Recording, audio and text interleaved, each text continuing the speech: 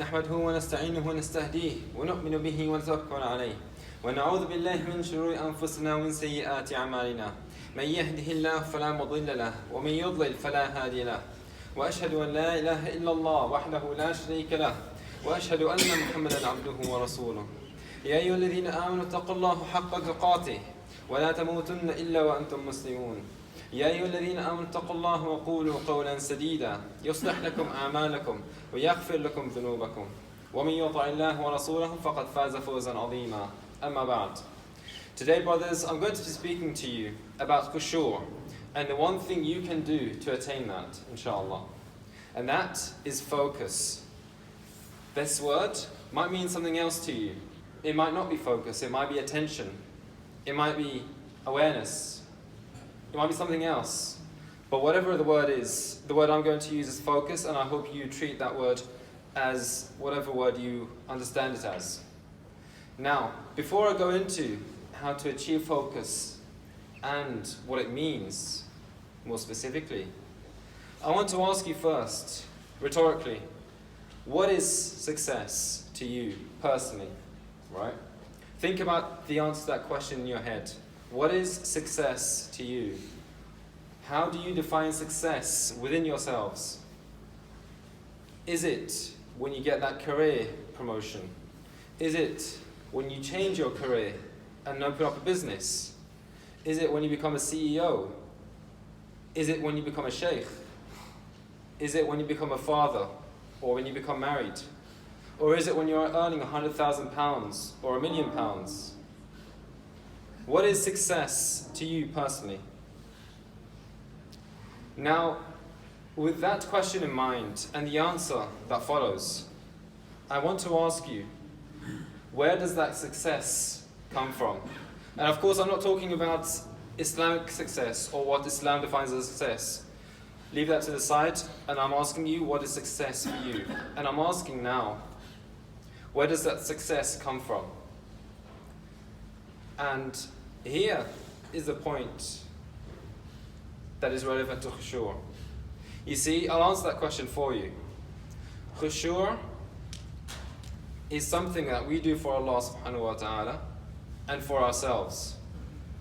And success is something that's given to us by Allah subhanahu wa ta'ala through whatever means He wills. When we work, when we go back to work today, work in the office or work somewhere else, we don't get the money simply because our employers or because our businesses or our clients or our customers have given us that money. It's because Allah subhanahu wa ta'ala willed that money to be given to us through those clients or through those employers. And so with that in mind, success comes from Allah subhanahu wa ta'ala. Now what does success have to do with khushoo? Let me read to you this ayah, inshallah. Allah subhanahu wa ta'ala said, قَدْ أَفْلَحَ الْمُؤْمِنُونَ الَّذِينَ هُمْ فِي صَلَاتِهِمْ خَاشِعُونَ. Meaning, the interpreted translation is, certainly will the believers have succeeded, they who are during their prayers khashi'un. Now what does khushuu mean in this sense? And this is of course meaning in prayer, but you can also take this meaning to be outside of prayer as well. And this is to have calmness, serenity, tranquility, dignity, and humility. Now that's a mouthful. And if you look at each of these words, if you can still remember them, if you look at each of these words, and you look at the underlying theme, the thing that connects them all, you'll find that it's focus, or attention, or awareness. I'll use the word focus again, just to reiterate. Now, what is focus, and how is it relevant to khushuu? You see, when you're praying, actually let me roll back a bit. When you find yourself praying in a normal situation, what is the common thing that happens? You say Allahu Akbar, and you say Bismillah ar-Rahman ar-Rahim, Alhamdulillahi Rabbil Alameen. So you start praying, but that's all you remember. And after Alhamdulillahi Rabbil Alameen, maybe if you're lucky, Ar-Rahman Ar-Rahim Maliki Yawmiddin, if you get that far, the next thing you remember is saying Assalamu alaikum wa rahmatullahi wa barakatuh, Assalamu alaikum wa rahmatullahi wa barakatuh. That isn't what you did. Of course, you went through the entire prayer.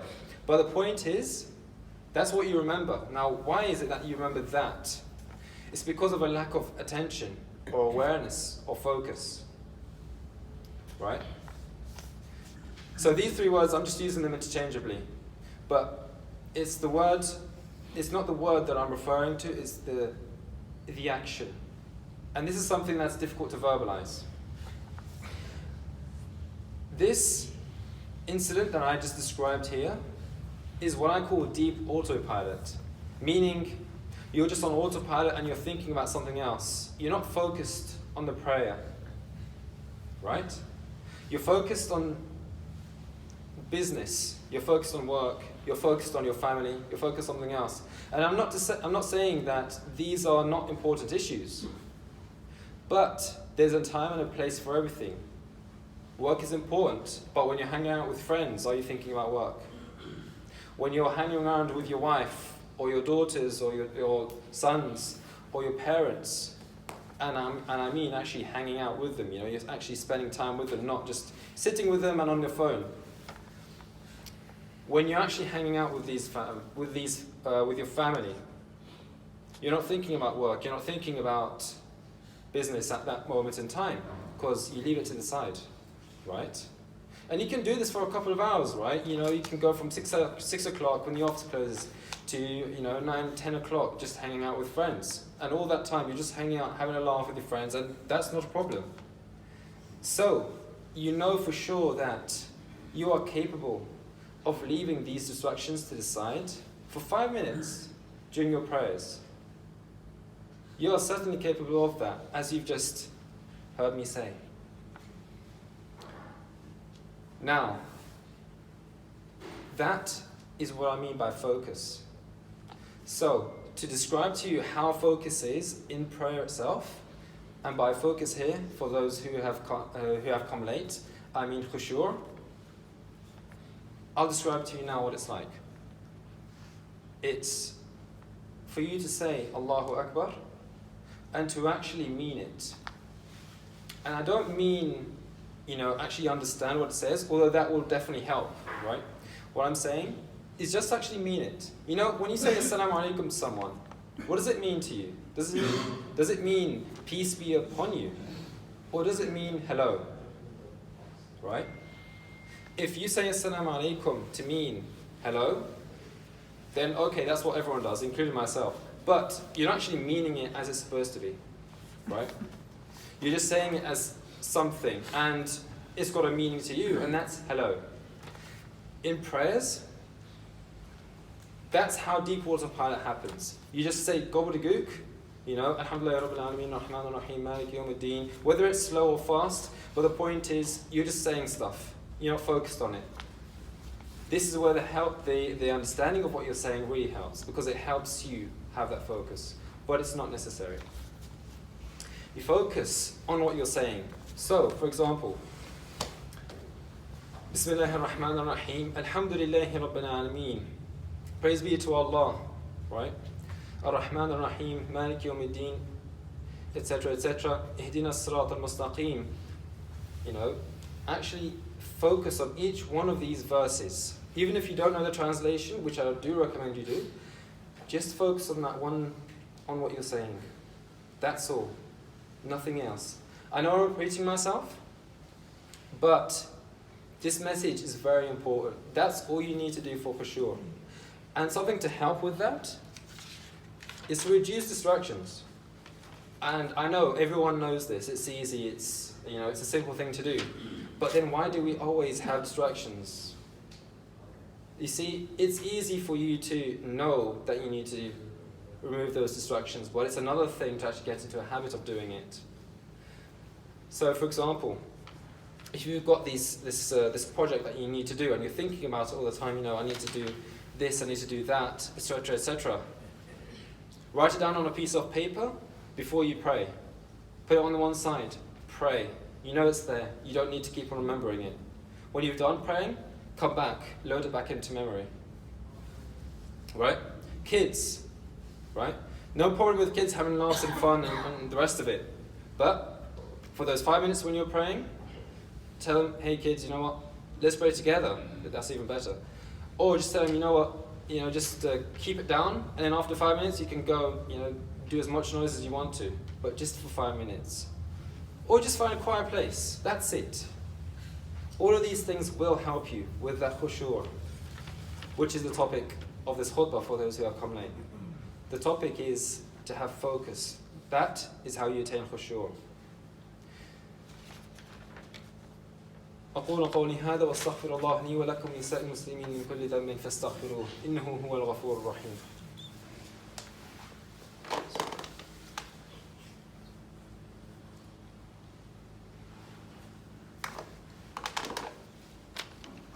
بسم الله والصلاة والسلام على رسول الله صلى الله عليه وآله وصحبه وسلم.